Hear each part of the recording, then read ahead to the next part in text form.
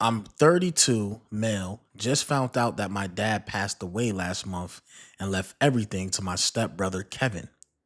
When I say everything, I mean it.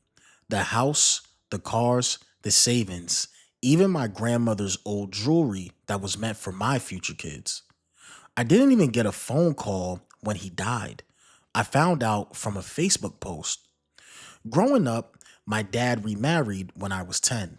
Kevin was already 13 and never liked me. His mom, Linda, made sure to remind me that I was just the other woman's kid. Even though she was the new wife, my dad loved Kevin like his own son. But with me, it always felt like he was trying to make up for something. Still, I thought we were okay. I called him every few weekends, visited on holidays, helped around the house, but I guess blood doesn't always mean bond. When the will was read, I wasn't even mentioned. The lawyer said, "Your father wanted Kevin to have everything.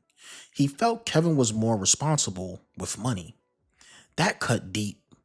I went home and tried to move on, but something didn't sit right. My dad wasn't rich, but he wasn't cold hearted either.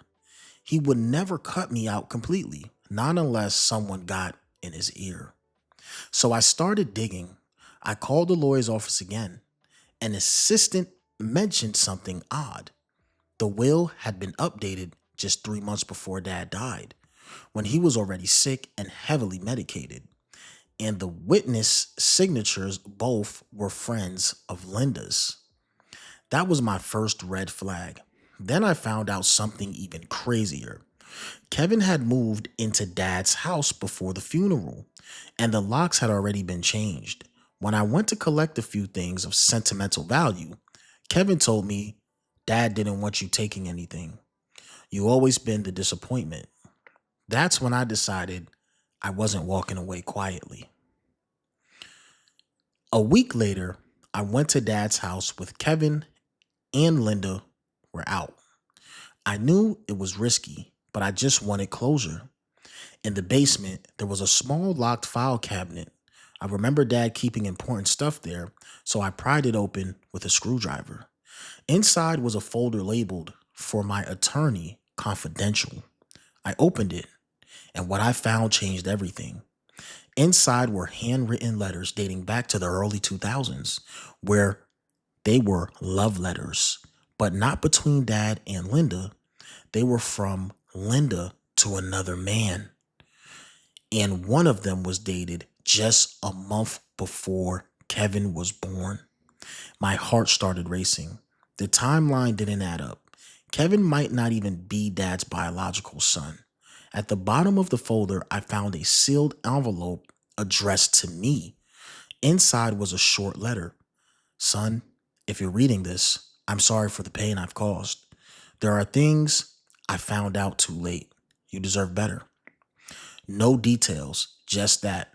But it confirmed what I was thinking. Dad knew. I took one of Kevin's old toothbrushes, yeah, I know it's sneaky, and sent it for a DNA sibling test with mine. The results came back last week. We're not related, not even half siblings. That means Kevin's not my dad's son at all. I took the results straight to dad's lawyer. At first, he was hesitant, but when I showed him the evidence, the letters, the timeline, the test, he went silent. Turns out, dad had confided in him about his suspicions, but was too sick to deal with it before he passed. The lawyer said if I could prove Linda committed fraud by manipulating a dying man into changing his will, we could challenge it in court. So I did. I filed a motion and Linda freaked out. She called me screaming, saying, "You're ruining this family." To which I replied, "You already did, 35 years ago." Kevin still denied everything.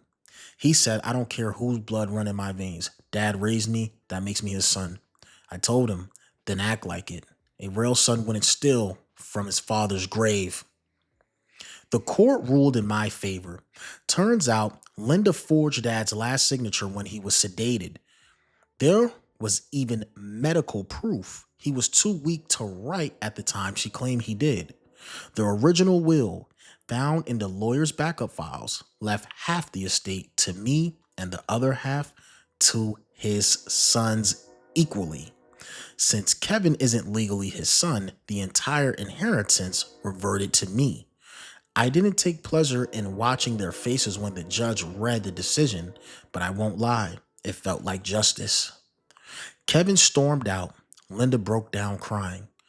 I used part of the inheritance to cover Dad's hospital bills, the ones Linda ignored, and donated the rest of his car collection to a local trade school, just like he always talked about. I didn't do it out of revenge. I did it because for the first time, I finally understood my dad, his guilt, his silence, and why he never fully looked me in the eyes. He didn't just leave me money, he left me the truth. I'll never get back the years I spent wondering if I was good enough, but I can finally rest knowing my dad saw me for who I really was, his real son. And as for Kevin, I heard he sold Linda's car to pay rent. Karma's got a funny way of balancing the books.